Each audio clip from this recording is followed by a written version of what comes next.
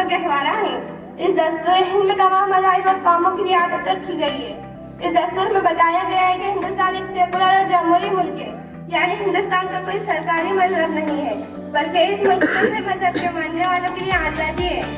नफरत की आंधियों ने घोला है जहर, लेकिन नफरत की आंधियों ने घोला है जहर, लेकिन आज मुल्क जगह जगह इस दिन को बड़ी खुशदिली से मनाया जाता है। हमारे मुल्क की राजधानी नई दिल्ली में मुख्तलिफ प्रोग्राम ले जाते हैं। इस खुशी के इज़हार का खुशगवार माहौल देखने को मिलता है। मैं शेर अपनी तकरीर खत्म करना चाहती हूँ। जज्बा-ए मुजाहिदों का गौरव से जाके पूछो, जज्बा-ए मुजाहिदों का गौरव से जाके पूछो, भारी बसे भारतीय प्रजासत्ताक दिनाच्या हार्दिक शुभेच्छा। प्रजासत्ताक दिन हा भारताचा एक राष्ट्रीय सण आहे। या दिवशी सन 1950 मध्ये भारताचे संविधान अंमलात आले।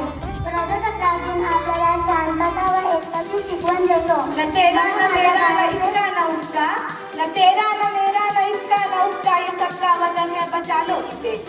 जश्न-ए जमहूरिया के मुबारक मौके पर लाइव पर तशरीफ फरमा साथिब इकराम, दूर से आए हुए मेहमान इज़्ज़ाम और अजीज साथियों का दिल की गहराई से इस्तकबाल करती हूँ।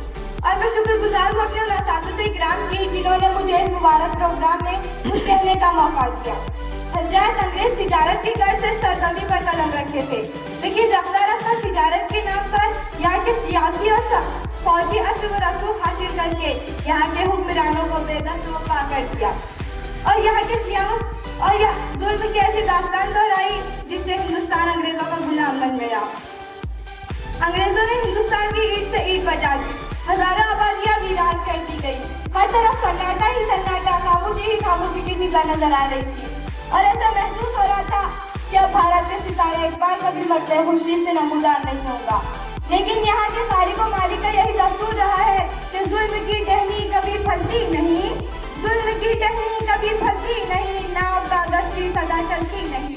चुनाचे हिंदू मुस्लिम एकता व अखंडता, इत्तेहाद और इत्तेफाक के नतीजे में भारत का गुफ्त बेगार हुआ।